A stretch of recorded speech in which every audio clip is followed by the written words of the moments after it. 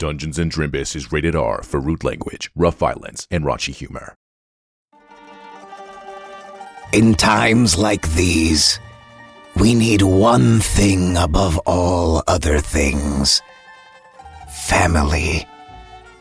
And the orc people, we are dreadfully short on family as of late. Matron Brunt of the Solstice, matriarch of the Brunt family, so-called mother of orcs, blood of the beast god, looks around the table at the heads of the 4 great orc families. It is fall in the Windy City, where you find yourselves gathered around a sandstone table with a meager meal as the days grow longer, and that innate orcish instinct for home grows stronger. It's a tough time to be an orc mobster. The fuchsia-hued, muscle-strewn orc woman looks to her left. Orc father, thank you for coming. Nick, what do we see? You see the orc father. I'm all alone here. I'm here to, maybe make a new family together. That's the goal. You and your once great family have long been a friend of the Brunts. My great-grandmother, rest her soul, always instilled in us the value of cherishing your friends, like family. And as family, I weep to see what has become of you. Your family humiliated and slaughtered on the day of your wedding to that Voldrin Jr., no less. We love you, Orc Father. But it feels like you, sometimes, don't have love for others. I want you to be family again. Let me tell you, there may be only one of my family left, but we are still great. There's no humiliation here. The Orc Father's doing just fine. He doesn't like to think of what was, but what lies ahead. And what lies ahead is even greater family than what was before. Thank you. She nods, appreciating your words, and looks to the next figure at the table. Mr. Roni Sopranorc, I am surprised you came. Who do we see? See Roni Sopranorc. Just James Gandolfini with green Photoshop skin and the tusks, the underbite tusks for his mouth. Roni, you're a sharp leader, ruthless, but you can be too ruthless. There is value in strength, but there is wealth in wisdom too. One too many falling outs have left you and your clan, the Gabagoons, gabagooning for more gabagool. But after what you did, we couldn't get Chef Boyork D to join us no matter what we offered. God damn it. We chose you over him. I thought it wise. I hope you will choose wisely too. Yeah. The matron's gaze travels to the orc seated across from Roni. Little Edie Leeman, enchanted to entertain another valued matriarch. Oh, hi. Pleasure to be here. I just couldn't believe when the invitation arrived in the mail. I said to my dear Gladys and Louise Leeman, I said, I can't believe this invitation has arrived. I don't get to get out very much, so it's such a pleasure to be here. And you see Edith Bouvier Leeman, little Edie, sat at the table, and she is wearing a dark-colored headscarf adorned with a brooch, a very large fur coat, sumptuous, mink, perhaps. Ever since the passing of my dear Bertha, it's nice to be with my fellow orcs. I just thank you. Thank you, Miss Brunt. No, thank you for coming. We have long held Clan Mother near and dear to our hearts, and it pains us to see Bertha Rose Leeman taken from us far too soon. I quite agree. And after such an upsetting loss on that reality Orbivision program, too. I'm not one for rumors, but word is. And she leans in, even though everyone can still hear her, but to kind of be discreet for you. Your house is disorderly, and you've run into financial troubles. A disgrace no orc should ever have to bear, and especially not alone. That's your problem, Leeman. Clan mother always goes it alone. Well, and you see the cheeks turn a bit of a darker shade of green as she blushes.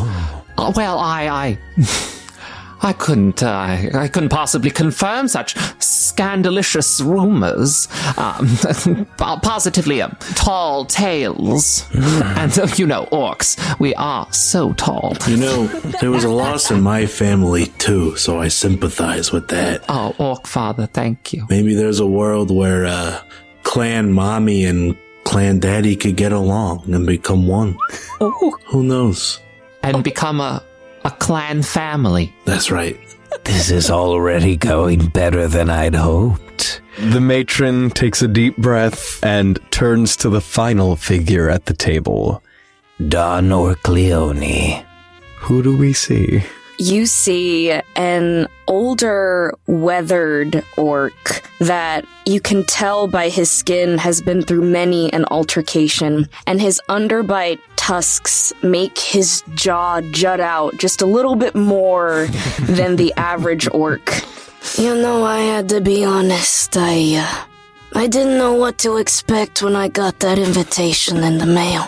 All this fighting between the orc families, so much disrespect. I wasn't sure if you really wanted to be my friend. Hey, what the hell? That's my voice. But what I see today is sincerity, respect. Mrs. Leeman, I am sorry for your loss. Orc Father, I'm sorry for yours too. And I hope that we can stop this nonsensical fighting and be a big family again. That would make me happy. It would make me happy as well. Clan Orcleone, once a proud pioneer of orcish endeavors in distant lands, has... Forgive me for saying this, it just isn't what it once was. The Orcleone name has become less and less relevant. Your friends fewer and farther between. Even your proud mascot has fallen ill. Is that right? He sniffs a little bit to try to keep the emotion from showing. Yes, family dog, Matilda, she's not always at home. She goes around Orcleone to Orcleone, but, she's ill. The vet on our payroll, he got mixed up in some gambling mess, and he's nowhere to be seen, so she can't get the care she needs, since she's been banned from every other vet in the area, but... It's a real shame. I appreciate that. I, too, am just dreadfully sorry to have someone in the family sick, even a pet that is so, well respected and liked is just, it's heart-wrenching to hear.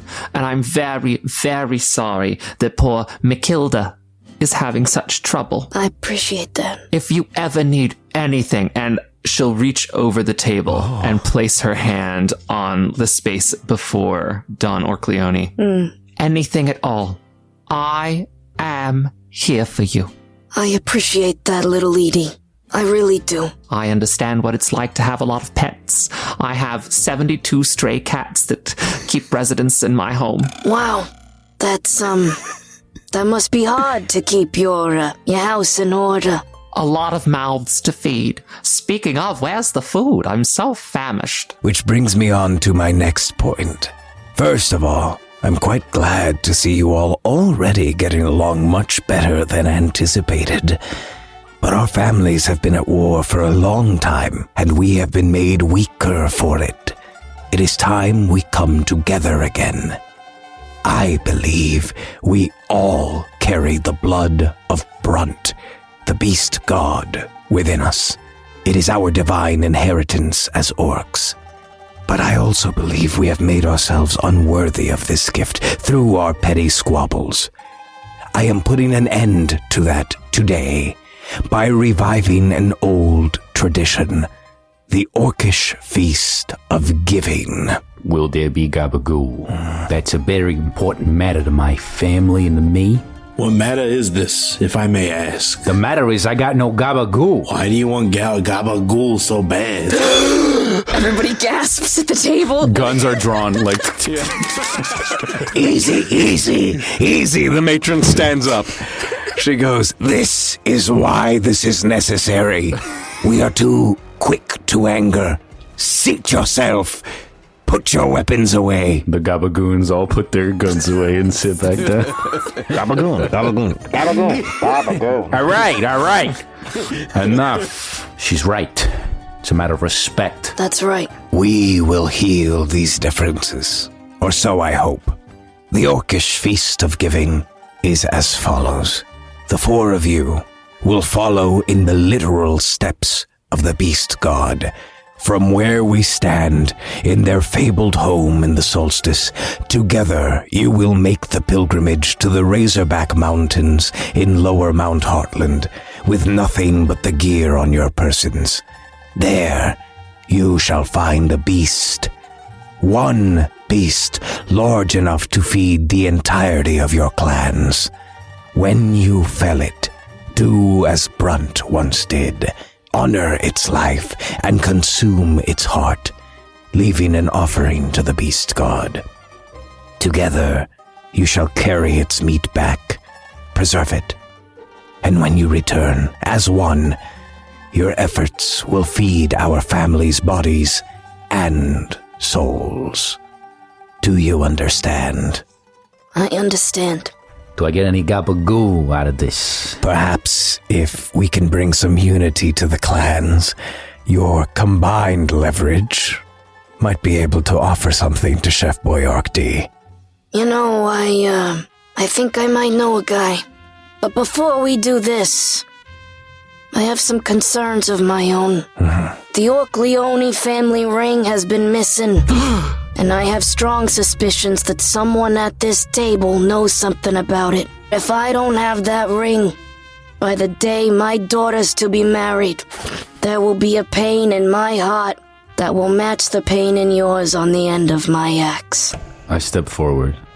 Yeah, I know what happened to your ring. You do? Yeah, it's that, Chef Boyark D. He's been running around with it. Is that right? Now, I think that you and me could work together and take care of business and work something out. You know, a ring and a gabagool. Don Orcleone would like to use his interrogator ability to feel Roni's emotions, potentially read his thoughts, and see if he's being, like, truthful. Roll will. That's a 9. Full success. Expertise. One of my expertises. What's one of your expertises? Lying. Don Orcleone, give me with double bad luck because of that expertise. That's how we'll... All right. I crit. I'm so sorry. Roni, you need to verbalize right now the thoughts that were going through your mind as you were speaking. Gabagool, gabagool, gabagool, gabagool. Let me get this gabagool, make them think that they took the ring so that we work together. Understood. The matron stands up once again and goes, "All right. I see there are plenty of unresolved issues. I believe the voyage will offer many opportunities to resolve them. Please, in your own time, make your way to the entrance of the city where your clans will see you off." Roni, I will help you with this Chef Boyark D. But I need you to know that if we are gonna be family after today, all you gotta do is ask. Show me respect. Be my friend. But if you come in here and you make up stories and you tug at my heartstrings, there will be further problems. Now, in the spirit of today's pilgrimage, I will not break your fingers. But from now on, treat me as your equal. Do you understand? Do we have a deal? Yeah, Chef Boyardee sounds like an asshole. Don just holds his hand out, goes for a shake. When Roni puts his hand out, he hesitates a little bit and he's like, But can you also help me actually find my ring, Roni? I'll do what I can. and he shakes. All right. The matron smiles. The Gabagoons cheer. They shoot their crossbows in the air. Gabagoo, gabagoo, gabagoo. He puts his hand up like so they shut up. Gabagoo. Isn't it just so nice to see people getting along? Reminds me of my younger days, fighting over my gabagool goodness. and rings. It's beautiful. It reminds me of simpler times. Me too, with better times. I miss the old days, don't you, Edie? Oh, my goodness, I could waltz through my memories every day, Orc Father. Back in the day when villages were scared of our clans. Now we cower. And I don't want to cower anymore. We don't gotta cower no more, Edie. I think, you and I, we can waltz anytime we please. Oh my. I haven't had a man ask me to waltz in, gosh, so long. After all my time here, I'm here to just enjoy the rest of my days with what family I could find, and who knows, maybe all of us here could be family one day, Edie. Well, ever since my poor Bertha's tragic accident at the pageant, I have been absolutely beside myself.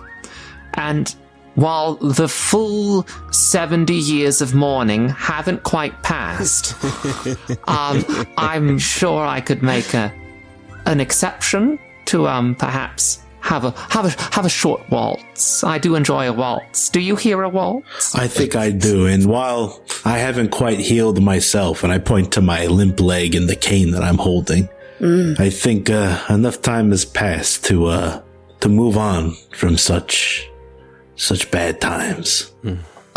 And speaking of bad times, I just can't believe these Gaba fools keep losing their Gabagool. I mean, Chef Boyardee, I am so shocked that they're having such trouble with him.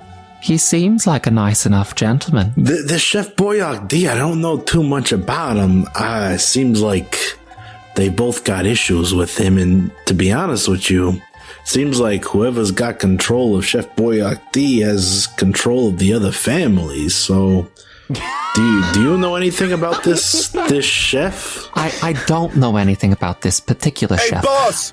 We're hungry! Where the Gabagool at? It's over there. Just wait a bit, all right? Where Gabagool? Perhaps we should get ready to head out, yeah? Oh, I quite agree. This journey will take some time, and we need to get these boys fed. Look at these strong boys, and I'll walk over to one of the Gabagoos.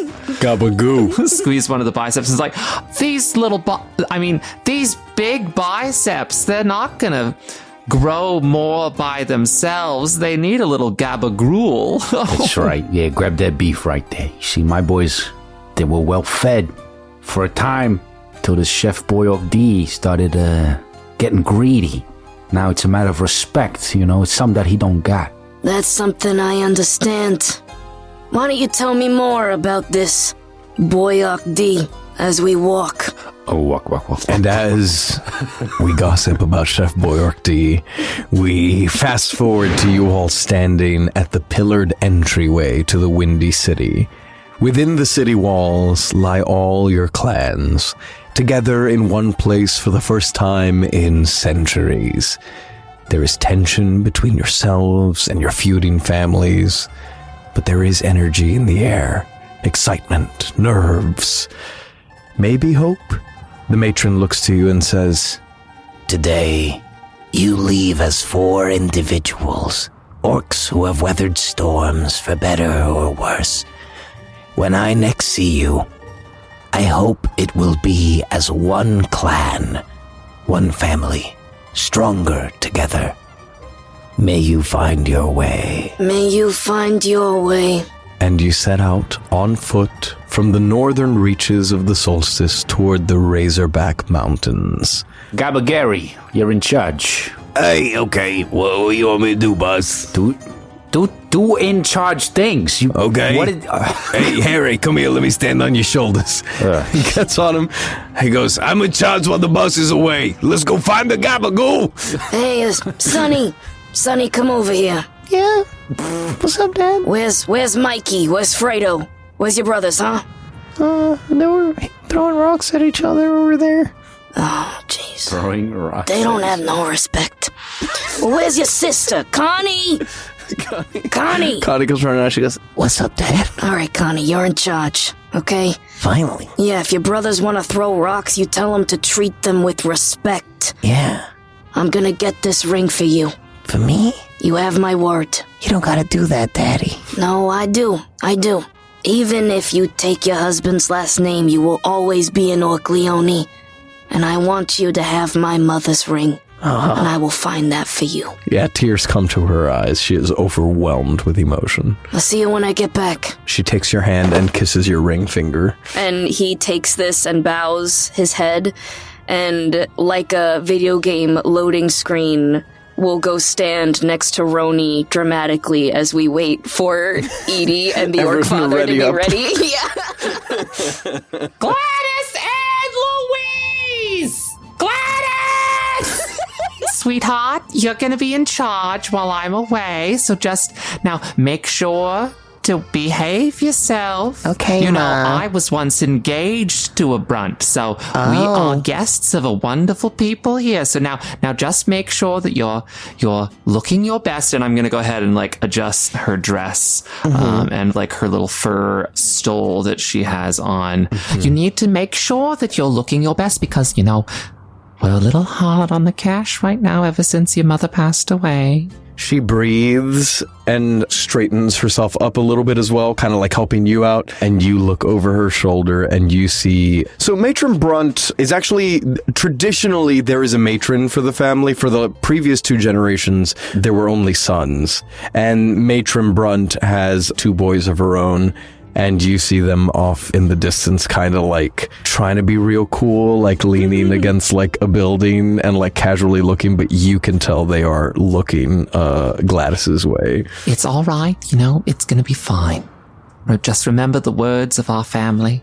Mother is as mother does. Mother is as mother does. All right, now. And I'll boop her on the nose. Goodbye, sweetheart. All right, everyone, I'm ready. She adjusts her fur, and then she takes a moment to adjust the chain, the necklace that she's wearing, and fix the clasp to the back. She waves at you as if you're departing on a cruise ship. Goodbye now, goodbye. Goodbye. The Orc Father is all alone, kicking rocks, thinking about a time that could have been but never was, looking at his clan ring, and a second ring, a wedding ring, and also a mysterious third ring with the letter K on it. He's narrating all of this out loud. All right, I'm ready. As the Orc Father arrives, you all set off together. Who would like to give me the first side quest roll for your trek to the Razorback Mountains? I'm happy to do it. I always go first, as it is the tradition, ladies first, after all. It's the respectful thing to do. Ah, Orcleone, you know exactly what to say. Such a charmer. Little Edie, please roll a d12 to see how your first day of travel goes. An 11. Ooh. That is a resource gain. Oh, my. You guys set off down the trail. It is hot in the solstice, but the days are getting shorter, so the sun sets faster. And as you guys travel along, well, what do we see? What do we hear from you, little Edie? Who are you talking with? Ah, Roni. I was so saddened to hear about all your trouble with Chef Boy Orc D. It's so shocking to me because with all my financial troubles, you know, Mother wanted me to not mention this, but I say shameful behavior is only shameful if you're hiding it. And we are not ashamed of our financial situation, you know. We just have to keep digging. We have to keep looking. We have to keep moving forward. But the Chef Boy Orc D, they're so cheap, those little cans of food. I just like, they're so easy to feed the 72 cats. I'm just so surprised that you have such trouble with him. Like, what on earth could have happened? They may be cheap, yeah, but what part of the business practice is making all the gabagool real addictive, so that you can't live without it. Oh, I do love opening. Even just thinking about opening one of those cans just makes me. Oh Yeah. my goodness. Well, turns out they were using illegal ingredients. Oh. So some of my guys start getting weird side effects when we don't get our gabagoo. Oh dear. Roni, as you say that, you get the scent of gabagoo in your nose. Wait. You could swear you hear the opening of cans, and you see off in the distance, just off the path, an oasis of gabagoo. A whole pool of it with a little gabagoo tree sticking out over it. He just stops talking and James Gandolfini waddles over to the oasis. And little Edie doesn't even notice. She's too busy talking to herself. The Orc Father says, do you see that? And he's been walking with Don Orcleone, and he turns and he's like, I always knew that you and I were more similar than we thought. I can't argue with that. Hearing your voice and all, and the way you talk, Yeah. I can almost feel like, I don't know, maybe you're trying to be me or something. You do know that I'm older than you, so if anyone was trying to be the other, it would be you, right? Come on, but I'm the Orc Father. I mean, come on. Who are we fooling here? Yeah, self-proclaimed. Listen, I've been meaning to tell you. I'm sorry. Look, I'm all alone. I got no one left. I know. There's this thing you've got about respect. There's this thing I've got about loyalty. We could share some of that with each other, Yeah. I think we could become one. I think I can offer you a lot of the respect that you're looking for. Can I roll a lie? Yeah, give me a will roll. 10. That is a full success. can I try to use my interrogator ability to feel his surface emotions? I'll let it give him bad luck. Yeah. 8. Okay, Don Orcleone, you're not sure. You want to believe him. You just don't have that innate feeling of trust just yet. Orc Father, I want to believe you. And I want at the end of this journey to feel like you are not only my family, but my friend. That's all part of the plan. Don't you worry. I think we could find the way to make this happen. All right. And with that, little Edie, you finish talking and turn to see Roni's reaction, and Roni is gone. Oh, my. Not the first time, won't be the last that some man's walked away while I'm chit-chatting away. Roni, where'd you go? You all look off the road and you see a waddling man kneeling down next to what appears to be nothing from out here. Hey kid, you okay?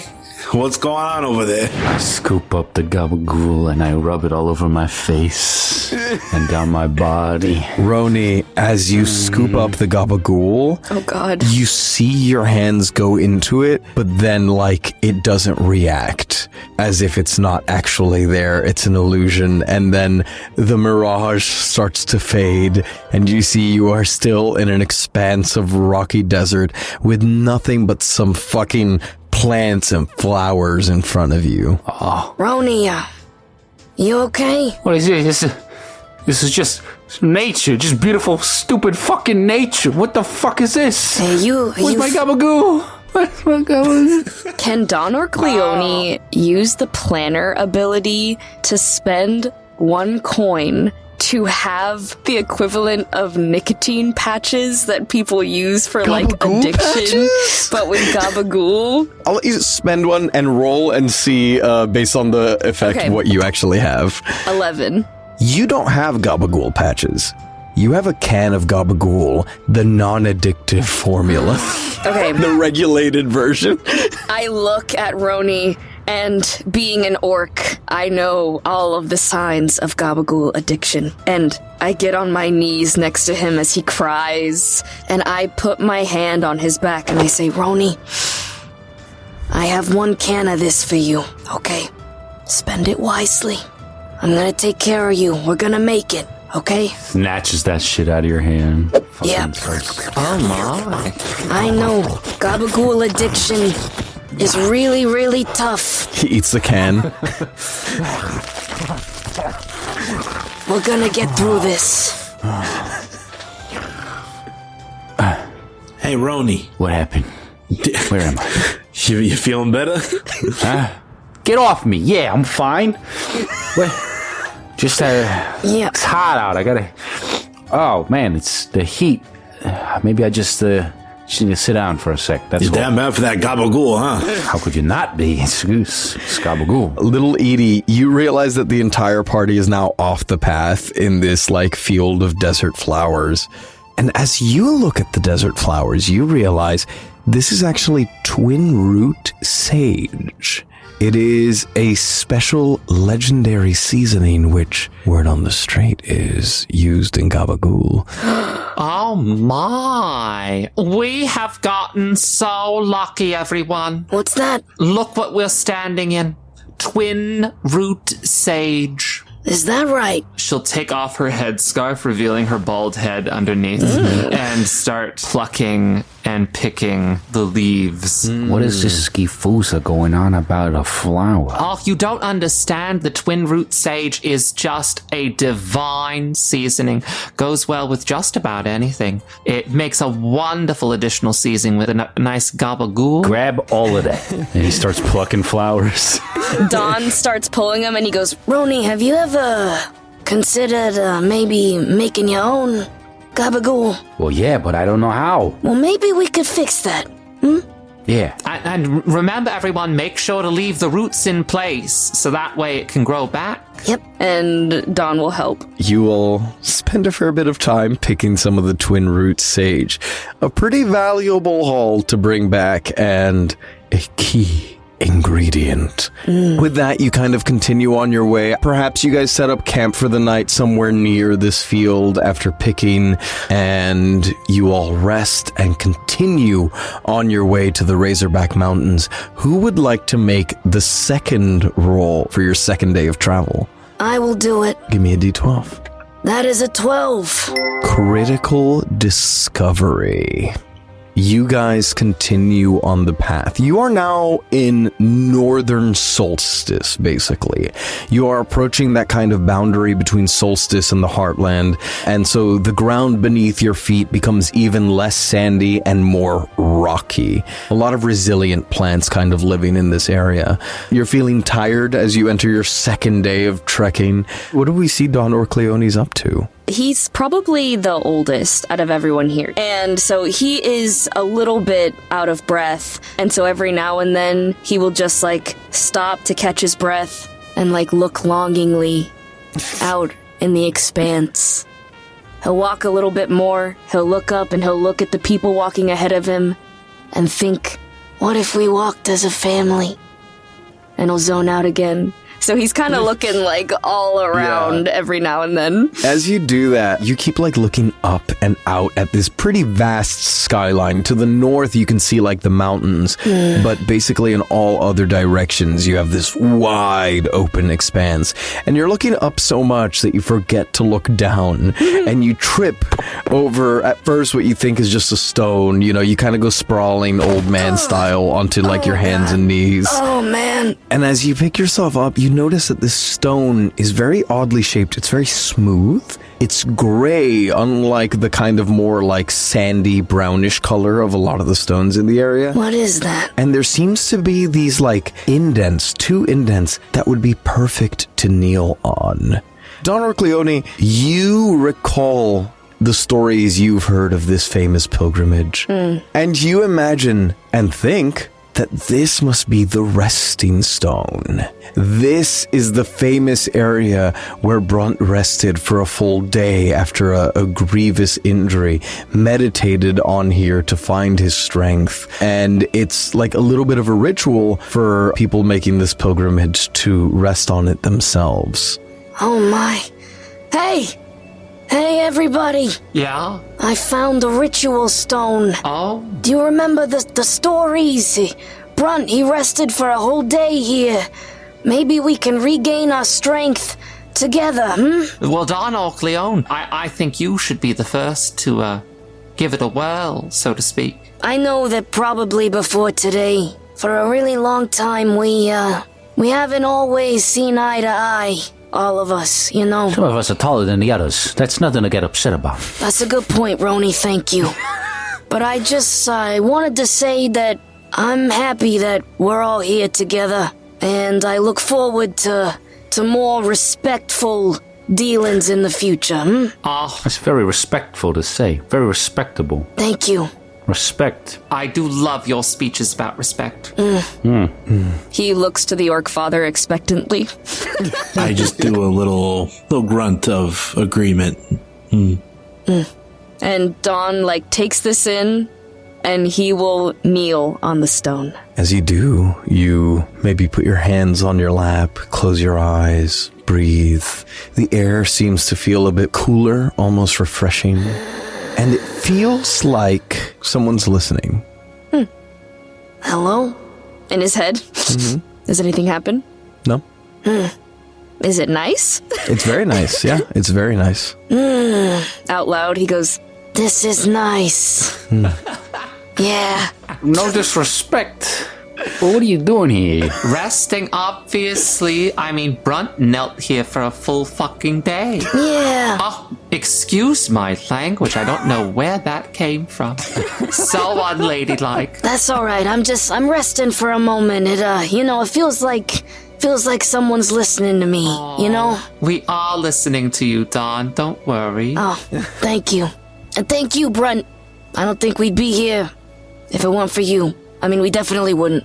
But, respect. and he pats his chest and points upward. You feel a warmth infuse you at that. Oh. Somebody turn up the heat in here. A nice warmth. He feels the warmth, and he, sits up a little bit straighter, and he thinks into his mind. He's like, well, Brunt, if you're listening up there, I pray to you that everyone's intentions are pure, and that they also want to be part of my family. Orcs are stronger together, I know, but maybe under your guidance, maybe we could be even stronger. Yeah, that warmth really settles in, almost like someone's hugging your heart. I don't mean to interrupt, Mr. Orcleone, but What's that? I know your knees aren't necessarily what they used to be. Do you need help getting up, or are you can stay as long as you want, but I just I appreciate that. Okay. I appreciate that, little Edie. It's very nice, and he looks at the three of you and he's like, this is surprisingly very nice being here with all of you, so. Oh my gosh. and he just walks off and does the mobster thumb rubs the chin as he just Well, if nobody minds, I'll go ahead and and little Edie will go ahead and kneel on the sacred slab. Yes, the breeze cools down. Hi there. It's me, little Edie. It's so wonderful to be chatting with you, Mr. Brunt, Papa Brunt, Daddy Brunt. It's been a long time. I don't often go on Sundays to my local slab. I just want to take a moment and say thank you. You've given us so much with your presence. I feel that you're with me always, Sometimes I wish Bertha were here, because, I feel like Bertha, she just understood what she needed to do. I get a little lost, and I'm not sure how best to push my family forward. We're surviving, but I want us to thrive. I want Clan Mother to be a clan that's worth the name. We used to nurture. Now we're just clinging on, Please, guide us, Mr. Brunt, Daddy Brunt, Papa Brunt. Papa, can you hear me? You feel that warmth settle in, especially as you sing and hug you tight. Oh my. Haven't felt the warm embrace of a Brunt since I was engaged. He was so charming. But, Mother, she was very ill. I couldn't leave her. And, I'd always dreamed of going to Opula, but Mother just needed me and I never made it. Anyway, look at me going on, taking up too much of your time.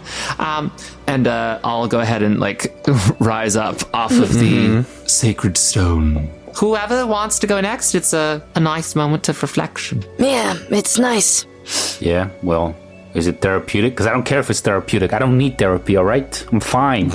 I don't have any unresolved traumas, okay? Yeah. So what? Of course you don't. Of course. All right, enough. I'll do it. All right, all right. He kneels. He kneels on the stone. Mm-hmm. Okay. Yeah. So I lie. I cheat. I steal. I kill people. Yeah. I can live with all that. But the worst thing of all.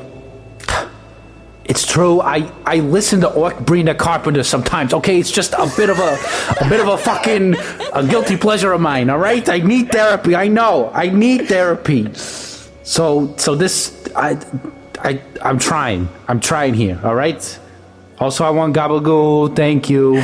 As you confess that you listen to Orcgiving Carpenter sometimes, you feel a weight lift off your chest, and then as you continue speaking, you feel this warmth settle in your chest, and you feel this hug that instantly transports you to when you were a young Orcleone, being held in a loving embrace by your father. You feel that affection and warmth that you literally have not felt since you were a child.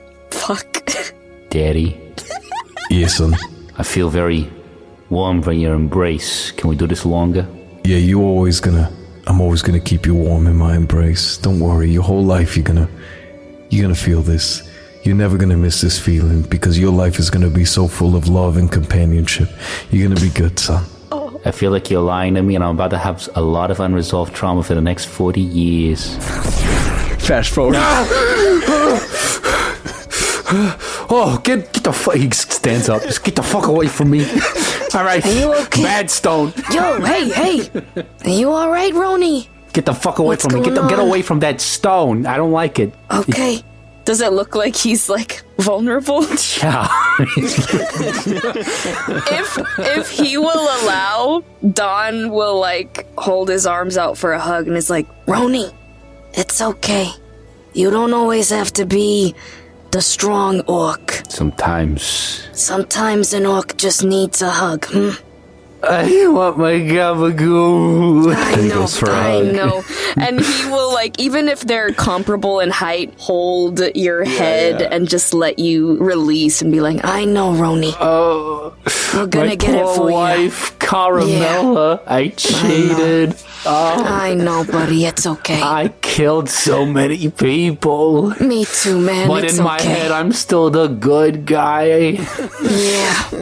Yeah. And sometimes I want to have sex with my therapist. It happens. That's a whole weird plot line that we go in and out of. It's just like a will they, won't they sort of thing, but it never really does come to fruition. Yeah. And then I feel like my life's going to end very suddenly, and it's going to upset a lot of people because there's a lot of confusion with how it happens. They say it all just goes black, and then it does, but, you know, did he kill me? Was it a random guy? Was it just the end? I guess we'll never know. It's okay. R-E-S-P-E-C-T. Find out what it means to me. R-E-S-P-E-C-T. we look to the Orc Father. I will not be singing today. Dawn looks really hurt.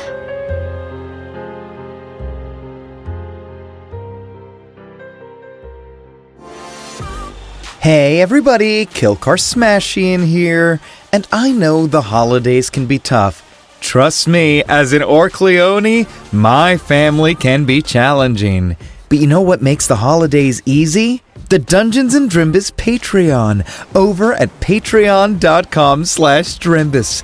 Whenever I, or Matilda, are feeling blue, we just drown out the family drama with some bonus content from Dungeons & Drimbus. This month, you can hear the crew dive into Mouse Ritter, the cute and dangerous OSR game that turns everyone into little mice. Matilda's right. I should let you have a listen for yourself. Here you go. Mr. Thornyvines, could you please let these folks down? And again, it reaches out, pats you on the head, and then they just away, and the hirelings drop nicely. Louis kind of like falls on his butt a little bit, and he's like, "Sacre bleu!" I will look at the hireling that was answering my questions, and I'll kind of help them up. And I'll be like, I'm so sorry, what was your name? My name's Elsie. Elsie Pip. Elsie, one last question. On a scale of 1 to 10, how likely are you to enjoy an evening of libations with me after this? Oh, you dog. You see, he straightens his bow tie and, like, snaps his suspenders. Tyvel, actually, he's a mouse just like us, just in case you didn't know. You're right. Oh, you rodent, you. Elsie blushes, looks you up and down, and then curtsies and says, I would say that depending on how this adventure goes, it looks good. Thank you very much. Thank you. Yes. So, if you want a little more Drimbus this holiday season, be sure to check out patreon.com/Drimbus, where you can get access to the Discord, listen to exclusive bonus content, and even check out Drimbus-made games or play in games with the cast. Plus, if you want to make suggestions for the next season, Blood and Booty, you better join quick. Anyways, Matilda and I have to go hang out with all the patrons.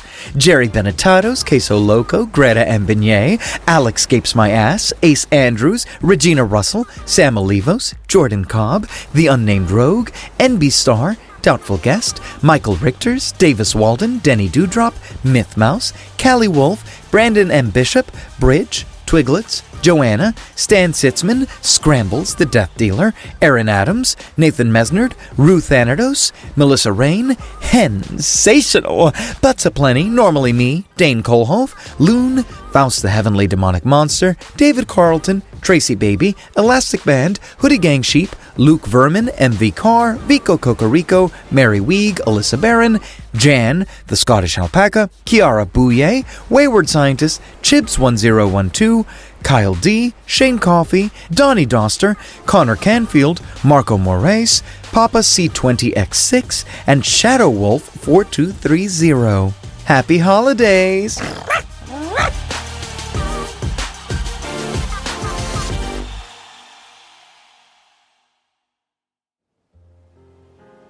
And with that, you soldier on. He's not kneeling. No.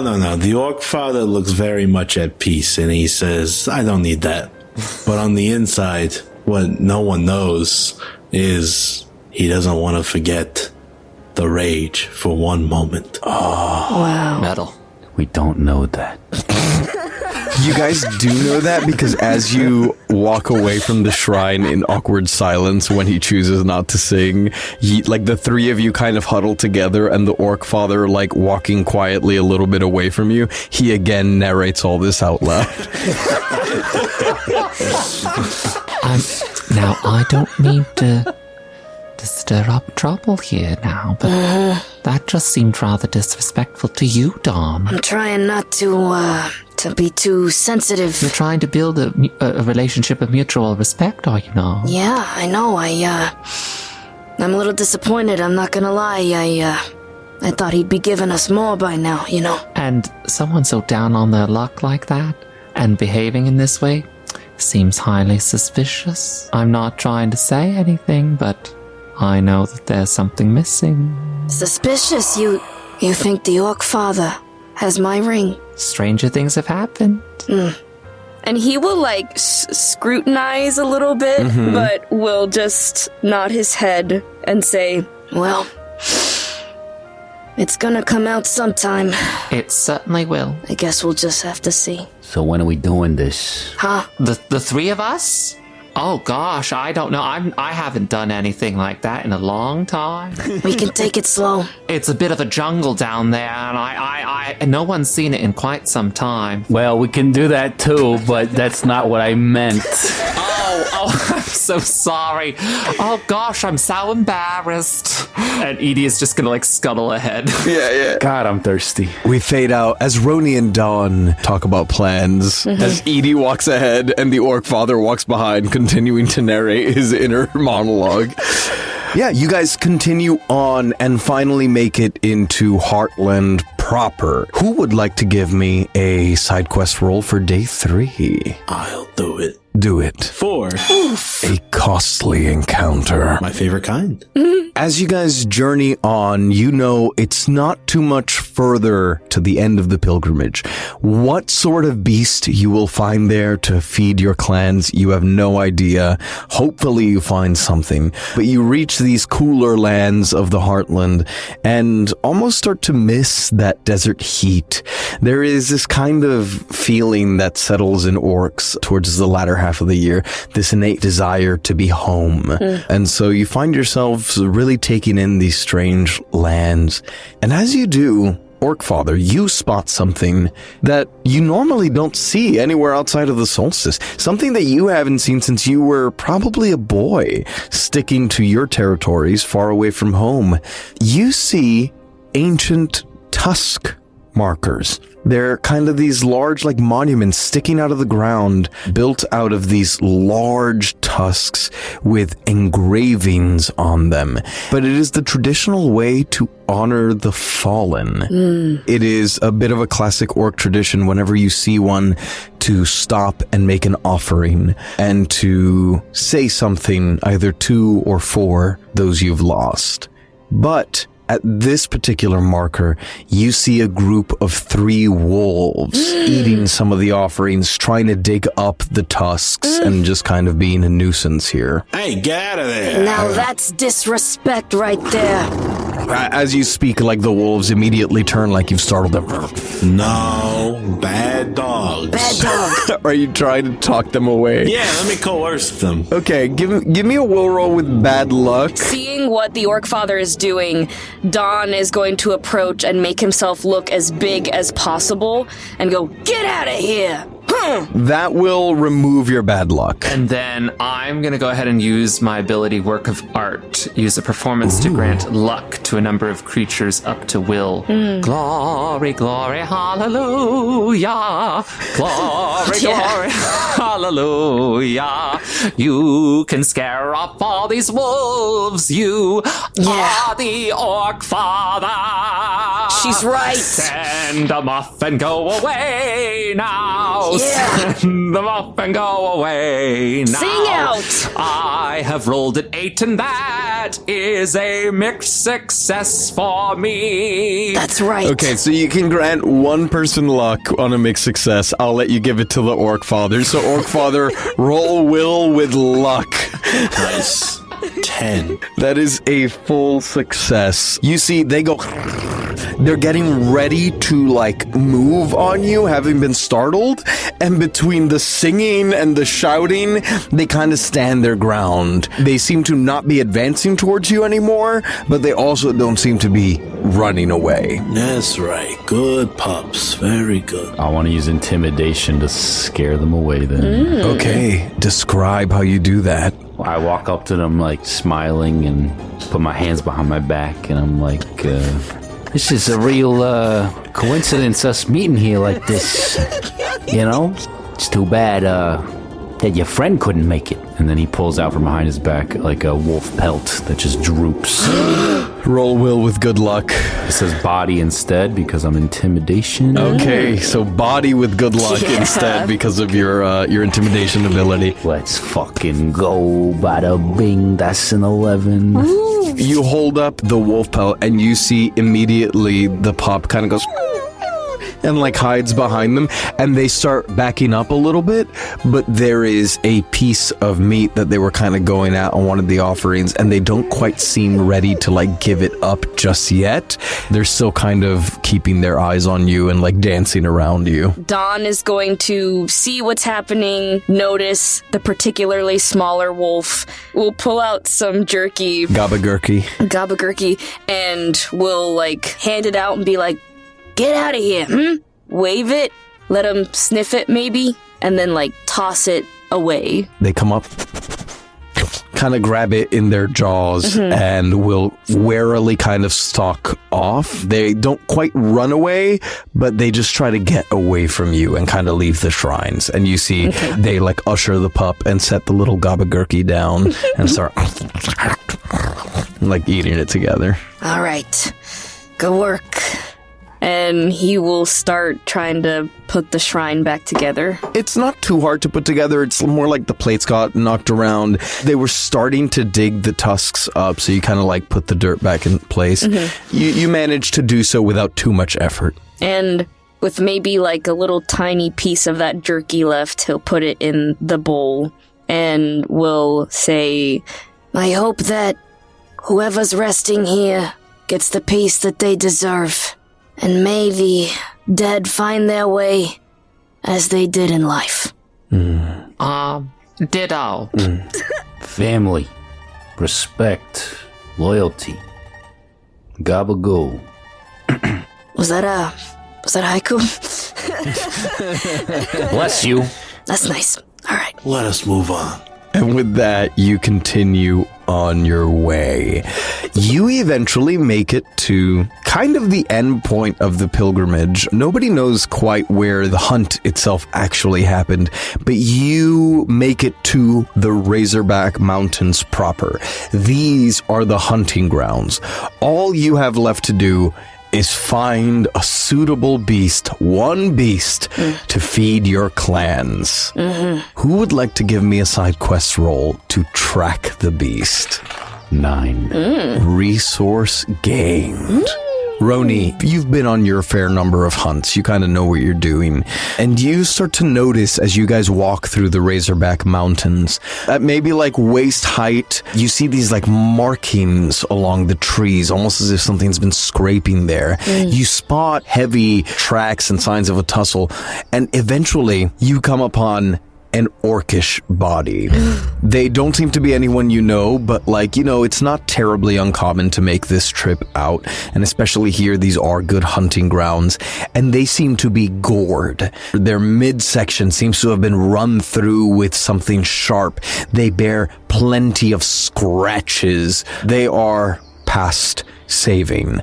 But gripped in their hand, the thing that catches your eye is this incredibly sharp, it's got a little bit of a blood splatter on it, but this beautiful, sharp cleaver. Cleaver for cleaving gabagoo. And other meats? I will grab the cleaver, become the butcher. You pick up this cleaver, and it is heavy. Like, it's not quite a kitchen cleaver. It's as if, like, JRPG style, like, you just made it real big cleaver. And you may add Kindred's Edge to your inventory. This cleaver deals armor-piercing damage. So you get to ignore the effects of armor. Nice. Not bad. It's a beautiful blade. With Kindred's Edge now in your grasp, you continue following the tracks. Whatever this thing was, seems it might have stepped on the orc, and so leaves an easier to follow trail. You see those markings on the sides of the tree. You see some felled trees.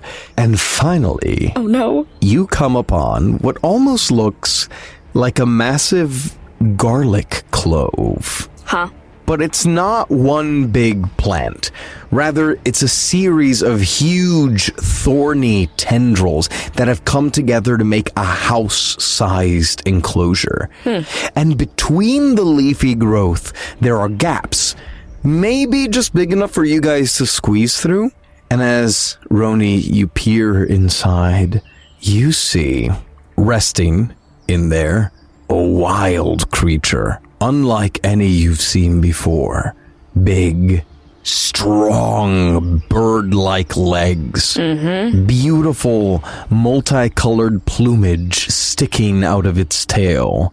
But fur along its back. And its head is a massive thing, bigger than you, with 2 tusks resembling a giant hog. And it gives off a soft, almost golden glow.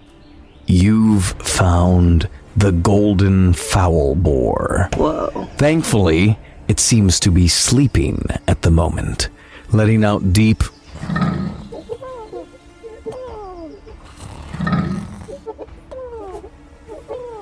as it rests peacefully in the middle of the grove, surrounded by soft orange flowers sprouting out of what appear to be like tiny, like hand-sized pumpkins. Here's what I'm thinking.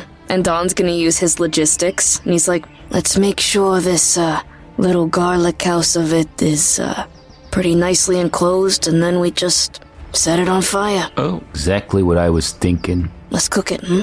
Anybody have a way to set a fire? Well, and I use my last coin. Oh my god. And I pull out, and I've got not only a lighter, but some, like, cooking oil, and I'm like, yeah, I do. Jesus fuck. Okay, yeah. All right, let's lock it in and light them up. All right. Dawn, give me a body roll with good luck to quietly, like, sneak around lighting the camp up. Okay, that's a 10. Full success. Dawn, you go around pouring this very precious oil made from whale blubber. You set it up all around the camp. You kind of, like, quietly, like, toss pieces of it up onto the ceiling so that all catches too. And then you take out your flint and steel and look to your party. Are we ready? Ready as I'll ever be. Wait, let's do some way to, like, close it in there. I don't know. Like, one of the interesting things is that as it is, there are no openings big enough for it to squeeze through. You might be able to squeeze through, like, but for a creature this wide, you don't see any openings that it could come in through. if it looks secure, then yeah, we're gonna light it. Don gets the approval from little Edie, gets the approval from Roni, looks to the Orc Father because we're doing this together. That's right. Together. All right. Pretty quickly, the entire enclosure lights up, and it takes a second because the creature is sleeping inside, but eventually you hear that as it begins to roast inside. You hear as it continues to roast inside. Not a very pleasant sound. It is going to try again, and finally you hear as it stomps twice, and you see the thorny tendrils lift up out of the way to create an opening, and then one of the tendrils is going to whip out at, I'm going to say Don Orcleone because you were probably closest since you lit it on fire. Yeah, that makes sense. And it whips you and yanks you inside the garlic. Before it yanks me, Don sees it wrap around his leg, looks to the rest and goes, shit, and then gets pulled in. You say that. You say shit because you see it wrap around you, and then you see the tendril let go as if it's in pain. And you see this holy red light burst around your ankle where it wrapped around you. And you feel some of that warmth in your core release out of you. Oh, man. Don, looks up and is like, thank you. Does the foul boar, does it look like it has armor? Okay, so looking at it, you see that thick boar-like hide that you know is a bitch to fucking cleave through. But you also see it is now covered in soot and brittle, almost as if it's taken a beating already. Nice. Does Don see anything around that with the improviser ability could make for a good long weapon or sharp Plenty of even? sticks, stones, whatever, you'll just have to use your action to grab it. Yeah, he will. He'll use his action to grab a particularly sharp-looking stick to make like a little spear, basically. Yeah, you run up to the nearest tree, having been spared by the grace of someone, and you grab onto like a nice thick branch, but not too thick. Put your foot on like the trunk of the tree and rip it off so you have a nice sharp edge on it. Then you hear these little... as you see those tiny hand-sized pumpkins with the leaves. I knew it. They were something. You see these little turkey-like heads pop out of the ground. Oh no, were they and babies? you realize those little orange flowers are tail feathers, and the pumpkin is the body of these little pumplers, as 6 of them pop out of the ground. And they are going to begin running, trying to exit the fire. You see 2 of them succumb to the flames before they can even escape. Damn. You see that like pumpkin-like body, the hard like gored exterior just like explodes. Oh, no. Like releasing this like pumpkin-ish goo everywhere. Roni, you were probably the next closest since you were inspecting the exterior. The 4 remaining run up to you, Roni, and start pecking at you. And you also feel as the first one comes in with its beak and like pecks into about your shin, you see that red energy burst out backwards and just blow its little zucchini-looking vegetable neck off. And then, as it dies, it explodes. Unfortunately, that is going to damage both you and Don Orcleone as shards of that hard exterior pepper you. All right, there's 3 around me now. Yes. I would like to do a sweeping attack to kick 2 of them away, hopefully at the fucking hog turkey thing. Go ahead and roll body. Natural fucking 12. You kick the 2 of them away. You're as they go flying like little softballs, and they fly back into the garlic-shaped enclosure, and as they splat on the ground, they explode. You have killed both of them. So Edie, you see she wears it's her wedding ring that she still has not removed. And she gives it like a little rub and she says, "This one's for you, darling." Aww. I will use Spell Slinger and targets up to will. There's one Pumpler left, and then the foul boar. Those 2 guys. Nice. That's a 6. Mixed success. You may target 1 as you shoot 2 projectiles out, but you haven't done this in a little while, and sometimes when you first call on the memory of Bertha Lee, it's a little painful. Oh dear. You see the one heading towards the Pumpler fizzles out, but the one heading towards the foul boar still strikes true. And you see as it buries itself into its flesh, it crushes right through that burnt outer hide and straight into its inner flesh. It does not seem to like that.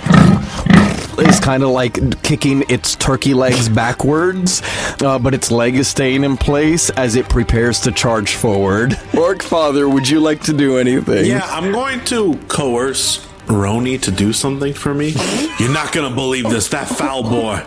That thing has a belly full of gabagool as we speak. And the longer we wait, the more it digests the gabagool. You gotta go in there and get the gabagool out. I don't feel sufficiently blackmailed. It's all full of gabagool. It's all gabagool. The Orc Father doesn't quite coerce you, Roni, but he does use the Orc species trait Commander, which means you will get luck on your action if you follow his command to kill the foul boar. Okay. With that, it becomes the foul boar's turn. As you see, it finishes doing its little strut, readies itself, puts its head down so that its tusks are just off the ground, and charges straight forward. I always crit fail during the boss fights! It comes running out, but unfortunately, the vines had not opened up enough, and one of the tusks hooks onto the vine, and it's moving so fast that it exits the fire, but it slams, it hooks around and slams the front of its head into the front of the vines, and you see some of those thorns break off in its forehead as it goes.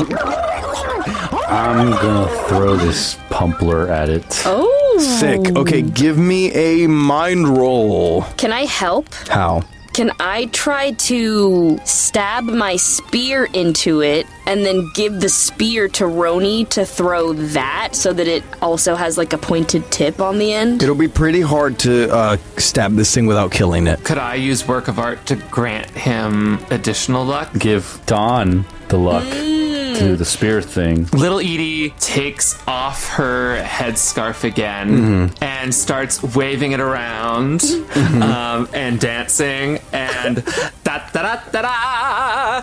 3 cheers for the dawn to begin. Stab the pumpkin thing and win. Yeah. You're gonna be so great. Thank you. Yeah. Please give me a will roll, little Edie.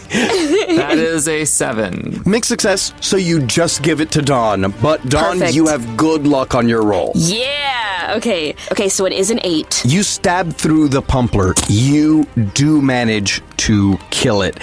And you, put the spear into Roni's hands as it's beginning to explode.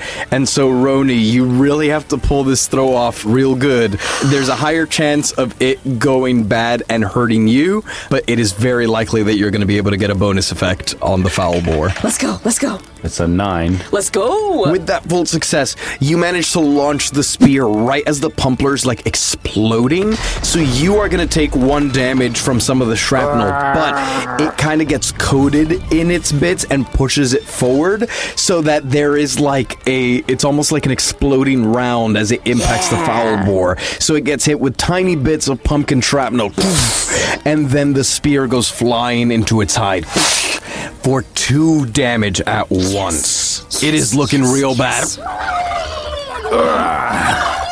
Gabagool. Edie, that thing is gonna rip us apart if you don't do something. I need you to go and fight for all of us because I don't have a weapon and I am useless. So please go do something. Oh, Orc Father, you could never be useless in my heart. That's real sweet. But I'll see what I can do. If you do good, we'll waltz together. Oh, that's a promise. And it begins to charge at you. Okay. You see, now that it is injured, its pupils dilate and it gets an even more wild look in its eyes. Have you ever looked directly into a turkey's eyes? No. There's nothing in there. This is worse. There is something in there, and it is filled with malice as it tries to hold on to these last bits of its life. Beast or Famine activates, which gives it luck on all rolls. As you see, that spear pierce its hide, you see it instinctively kicks back, but because it was thrown, no one was there to get hurt.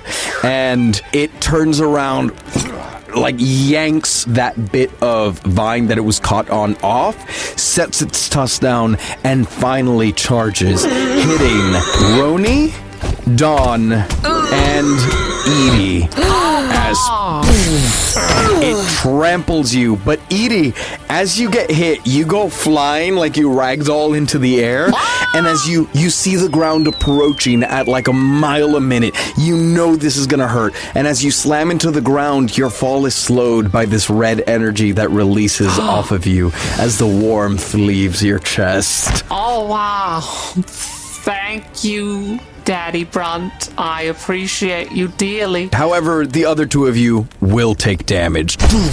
Dawn spits out blood. Is the thing still nearby now? It is right above you, basically. Excellent. You and Roni are on either side of its massive head, and Edie is right under its snout. Just like when any of his cronies disobey him, or in times that he has had to kill another, Dawn, blood coming out of his mouth as he looks weak, grabs the face of this thing and casts Withering Grasp as he makes himself as big as possible and is going to try to just fry this thing. Roll will.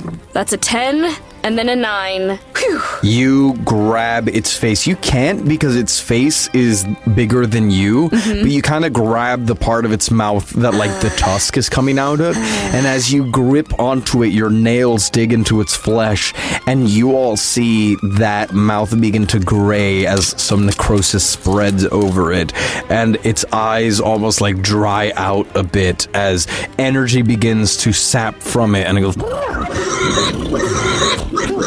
You need to learn some respect. It is trying to shake you off, but it is looking weaker and weaker and weaker. Seeing the head go gray and necrotic, little Edie takes her headscarf that she still has in her hand and starts to twirl it around as she casts her spell slinger ability. Fires off a bolt of magical energy into the nostril of the snout that is above me. Give me will. Okay, that is an 11. Very nice. So, little Edie, as you fire off these 2 bolts, one into each nostril, you see it fly up. It's almost like it's trying to sneeze it out.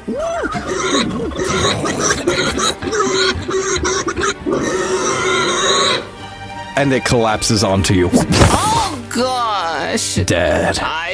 It's very heavy. Don is like trapped underneath and is like trying to like wiggle his limbs. Well done, everyone. We did it. Somebody, please. All right, I'll pull him out. The orc father stands off to the side, like hands behind his back, saying, "Well done, everyone, we did it," as Roni starts trying to roll this thing onto its back off of everyone. Don spits out blood.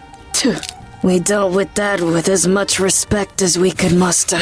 You respectfully take in the 8-foot-tall corpse of this massive, plump, juicy beast. And you recall Matron Brunt's final instructions to remove the heart, consume it together, and leave a piece for the beast god. Roni, use that cleaver and let's cut that heart out. And he's gonna raise it up and cut up some gabagool. You respectfully, with loyalty, reach in and pull out its massive heart. As Roni, you hold it in your hands. Nobody has any cold sores, right? I don't want your mouth herpes. Nope, I'm clean. No, heavens no. Hold on. Don't touch that heart. Excuse me. It's in my hands. I'm already touching it. Don't eat that heart. Okay, why? I have something to tell you, Roni. What? A certain chef Boy Orc D, seems like him and I made the deals a while ago. So if you take a bite of that heart, you'll never see that gabagool ever again. Here's what I need you and your clan to do. We're gonna walk down this mountain with the heart, and we're gonna attack the other two clans together. We could all be one big, happy Orc Father family. What do you say to that? Roni, don't do it. We can make gabagool together. You don't need Chef Boyok D, and you don't need this asshole that's got no respect in any bone in his body. Roni. He's also the only member of his clan left, so it doesn't seem like a very smart numbers game here. If you lose me, you lose all the gabagool. So as I said before, when are we doing this? And he raises up his cleaver. Don would like to use Interrogator and try to discern if this is the Orc Father telling the truth or if he's lying through his teeth and doesn't even have the Gabagool location. Roll will. 7. You can't hear his thoughts. Yeah. But you get the sense that he does know where the gabagool is. Don, I can tell you one thing very clearly. The chef does not have your ring either. You've been lied to this whole time. I knew that. We've already figured that out between Roni and me. But then who has the ring? I think it's you. I do not have this ring of which you speak of. Are you accusing me of having the ring? Is that what's occurring? I'm not accusing anyone of nothing if anyone wants to come forward with some honesties right now. Honesty. Wow. You want to talk about honesty, Orc Father? You want to talk about respect? You don't have any family left to speak of, so instead of just making one of your own, you had to stab us in the back. You know, you could have gained 3 clans' favors today. Just look around you, Orc Father, and think. Do you want 3 enemies today? Or do you want to make your family just a little bit bigger? Enemies. I definitely want the enemies. I want your clans, and I want you 3 gone. That's what I want. Oh. Yeah, Don looks to Roni. He's like, you hear that, Roni? I think even if you went with him today, he'd cut you out of the picture, huh? Roni, why would I do that to you? You're my friend, Roni. Come on. Don looks at little Edie. Don looks at Roni and is like, Well, to answer your question, Roni, I think we're doing this right now. Little Edie's gonna fire off a spell slinger at Orc Father. oh yeah. So I will fire off 2 bolts. 11 plus 2 for my will is 13. Holy shit, dude! Oh, I think you've made a huge mistake. So that's 4 wounds. Let me die. Little Edie, your bolts fly straight through, almost forming one large bolt straight through the Orc Father. Orc Father, you take one last look at the world around you. You see the faces of your would-be enemies that you just betrayed, and you ponder your choices as you take one step back, stumble forward 2 steps, try to grab onto a plant, take another step back, fumble into the forest, and collapse. Little Edie rushes forward and goes to the body and cradles the Orc Father's head in her hands, and she gently brushes the grayed, wise hair from his face to give a clear view. She brings her hand to her chest and says, "Dearest Daddy Brunt, please guide this young man, this elegant gentleman on to the next life. He did not know what he was doing." And she's just clutching at her chest as she says this very emotionally, and then brings her hand down to close his eyes. And then she'll give a nice little pat of his body to check for anything that might be useful. You pat him down, and as you reach around, you see the rings that he had mentioned earlier. I believe there were 3 of them. You can pull those off if you would like. The nice little tie, you reach in, and as you reach into his inner pocket, you all see little Edie pull out Don Orcleone's missing family ring. Don, grabs Roni's shoulder and falls to his knees. Clutches his chest. He, thanks Brunt. And if everyone is down, will take the tusks of this foul boar and make a tusk burial like we saw on the way. Yeah. And with the ring, now back on his hand, he looks at little Edie, and he looks at Roni, and he looks at the tusks before him, and says, The Orc Father didn't know what he was losing today. Although, to the bitter end, he was a very selfish man. I know what he really wanted deep down was just some respect. And I can understand that. And I hope he finds his way. And he will look to the heart, and will look to you two and say, Now let's eat that fucking heart, I couldn't agree more. Roni raises it up, says, money, jobs, friends, and gabagool. It all comes and goes. That's right. But family's forever. And then we all take a bite. You get the drone aerial shot, of it, flying up as you guys are eating the heart next to the tusk. That's good, actually. Oh, this is delicious. So my. Try the crispy bits over here. It's quite tender. I know he said one bite, but it's so good. I know. and they leave a piece for Brent. You all consume the heart. You divvy up the foul boar, do your best to package it using the hide, maybe a little bit of salting to try and cure some of the meat and keep it safe for the journey back. We mayhaps see but don't hear your final remarks to the Orc Father's resting place as you head back toward the Windy City. Carefully preserving your hunt, you share stories along the way. You know the path now. And despite the added weight of the meat, and one less set of shoulders to carry it, you bear it easier together. After several days of hiking back, you are greeted with cheers by the families assembled by the pillars at the city's entrance, perhaps expecting some amount of uproar from the Orc Father's family, but there were none left to grieve. As you approach a raised eyebrow, skeptical-looking Matron Brunt in the town space, you get her up to speed with what happened. And although she seems disappointed at what occurred at the end of the hunt, she is glad that you've all made it back safely. After a little well-earned rest and relaxation, definitely some baths, we find you all back at the table you started at. Outside, you hear the excited clinking of cutlery as your families feast off your kill. But right now, this meal here is for you, the heads of the family. The first shared meal between all your clans in centuries. Matron Brunt looks to you all and says, Thank you for your efforts, and I am sorry for our loss. Brunt teaches us it is the act of doing that is divine in and of itself, regardless of this opulent reward, as she gestures to all the many dishes that were made, not just from the foul boar, but from the twin root sage that you used to season it.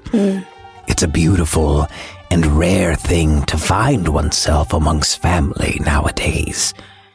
So I'd like to revive one last tradition before we feast. The giving of thanks. I am grateful to be here to see this momentous occasion for our people. She looks at all three of you. So thank you for that. She looks to Roni. No problem. You're welcome. Yeah. It's your turn. What do I do? You say something that you're thankful for, and then you thank someone for it. You give thanks. Thankful for, good friends like these, good gabagool. I'm thankful for that. Oh, and therapy. That was good. That was good therapy there. Yeah. Because great job. We didn't all turn on each other, and that never happened. We don't have to pretend it never happened. We can reflect on what happened. And to that note, I am thankful that my family got a little bit bigger this week.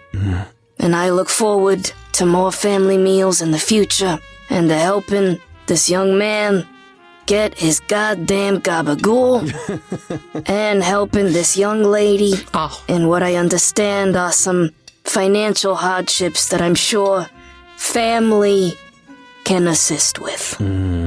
Oh, thank you. My heart is overflowing. Ever since we ate that heart, my goodness, it feels like it's grown in size. Yeah. I am just so thankful for new connections, friendships rekindled from ages gone by, and the joining of clans in a tradition that we have set today for all our future and our children's children. Cheers. And with that, let us feast. And so the great orc families gathered together for a feast. A thankful feast, unlike any seen in a very, very long time.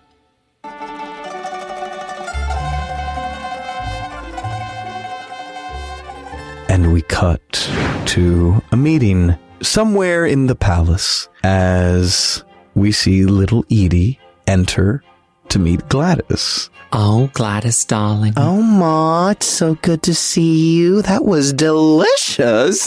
The feast was absolutely divine. And you know, these events could not have worked out better. How so, Mother? After I pocketed that ring the last time we saw Don Orcleone, I just thought that would be our way to change our fortunes with our wealth. But, you know, when the Orc father tried to betray us all, I saw an opportunity. I knew it. An opportunity for turning fortunes for the future, my dear. You just remember, Mother is as Mother does. Mother is as Mother does. And she takes your hands as you kneel on a stone that is smooth, but not so smooth.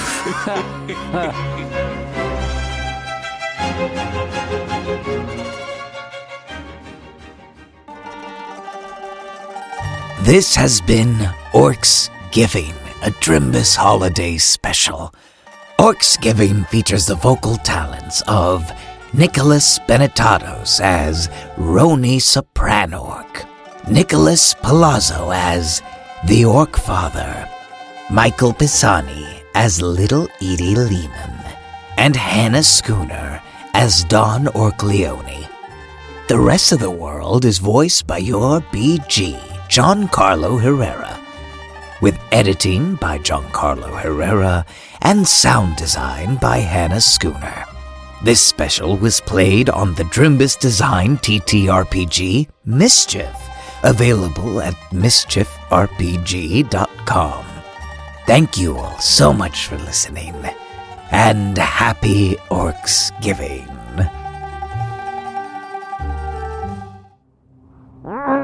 Hey, hey, careful. They'll hear you, little one. I got a new favorite now.